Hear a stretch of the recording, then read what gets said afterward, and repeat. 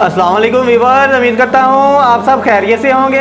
आज की वीडियो में हम मौलाना तारिक जमील साहब के बेटे की अचानक वाक़या होने वाली मौत के बारे में बात करेंगे। जैसा कि आप जानते हैं कि 5-6 दिन पहले मौलाना तारिक जमील साहब के बेटे की अचानक मौत हो गई, जिस पर मुख्तलिफ लोगों ने बहुत सी मुख्तलिफ सारी बातें बताई। मगर इस मौजू पर हम डॉक्टर अफान कैसर साहब की एक वीडियो से रहनुमाई लेते हैं, लिहाजा उस वीडियो क्लिप को देखते हैं और उस पर अपनी राय और रिएक्शन का इजहार करते हैं। मौलाना तारिक जमील साहब इंतहाई कद काठ जिनको दुनिया में माना जाता है। अब इनके जो बेटे बिल्कुल ऐसा ही है, जिनको मुबीना तौर पर सीने में गोली लगी है, मैं आपको जो डिटेल्स देने लगा हूं बहुत क्रेडिबल सोर्सेज के साथ देने लगा हूं, क्योंकि मेरी उन डॉक्टर से बात हुई है और जिनकी इनके घर में मौजूद लोगों से बात हुई है कि सारा इंसिडेंट था क्या। इंसिडेंट ये है कि ये इसमें अगर दुनिया भर में मुख्तलिफ किस्म के इंसान अमराज से गुजरते हैं, बिल्कुल ऐसा ही है। एक चीज है बाइपोलर डिसऑर्डर ना। जो सोर्सेज हैं, जो साइकेट्रिक सोर्सेज थे, जो क्रेडिबली इलाज में मुलविस रहे, उन्होंने बताया कि इस बच्चे को थोड़ी बहुत इस तरह के इश्यूज रहे थे। और ये कोई ऐसी कोई बहुत बड़ी बीमारी नहीं है कि आप ये कहें कि खुदा ना खास्ता कोई नफ्सियाती था या इस तरह नहीं, लेकिन इसमें थोड़े से मूड स्विंग्स अप डाउन आते हैं। तो मौलाना तारिक जमील साहब जैसा कदावर इंसान जिनकी बिलियंस में फैन फॉलोइंग है, he is such a pious and great man. तो लोग कुछ फजूल बात कर रहे थे कि जी हमें लेक्चर दिए या इस तरह, उनको शर्म आनी चाहिए। लोगों ने तो बहुत बातें बनाई हैं यूट्यूब पे, बहुत कोई ना कोई ऐसा कोई इंसान डिप्रेशन में जा सकता है, कोई बाइपोलैरिटी में जा सकता है। तो ये जो इंसिडेंट था ये उसी से रिलेटेड था।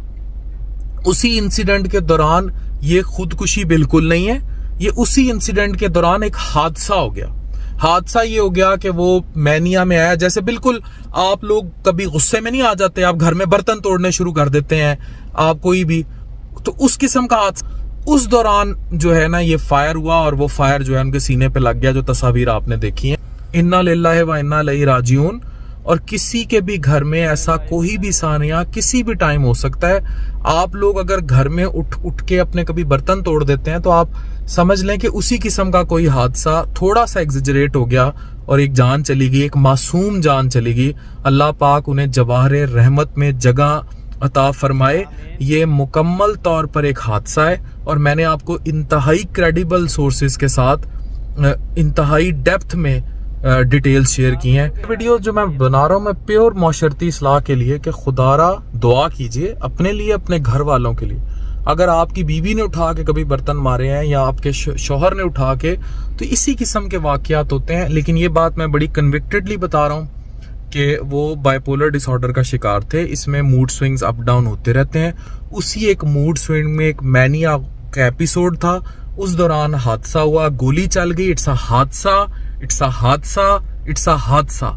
और मौलाना तारिक जमील साहब भी लिख चुके हैं। मेरे पास तो वाकई की डिटेल्स हैं, अगर वो डिटेल्स मैं रिवील कर दूं इट्स प्योरली बिल्कुल ऐसा ही है। ये दोस्तों ये था आज का वीडियो क्लिप, जिसमें डॉक्टर अफान कैसर साहब ने मौलाना तारिक जमील के छोटे बेटे आसम जमील की वफात पर एक मुकम्मल तहकीक, यानी जिस दिन उनकी वफात हुई उस दिन लोग बहुत सारी बातें बना रहे हैं। कुछ कह रहे थे किसी ने हमला किया है, किसी ने कत्ल किया है, कुछ कह रहे थे जिनको पता चला है जी खुद से गोली लगी है, वो कह रहे थे जी उन्होंने खुदकुशी की है। तो मौलाना तारिक जमील साहब ने भी अपने बयानात में बताया कि उनको डिसलेक्सिया था बचपन से, यानी हरूफ की पहचान नहीं होती थी, यानी डिप्रेशन का वो अक्सर शिकार रहते थे। डॉक्टर अफान कैसर साहब ने बड़ी वजाहत से बात की है कि उनको बायोपोलर डिसऑर्डर था, जिसमें आदमी का मूड चेंज होता रहता है, कभी बहुत ज़्यादा खुश और कभी बहुत ज़्यादा गुस्से में, ऐसी यानी कैफियत। यानी बंदा नफ्सियाती तौर पर पागल तो नहीं होता, मगर वो एक मूड में चेंजिंग आती रहती हैं।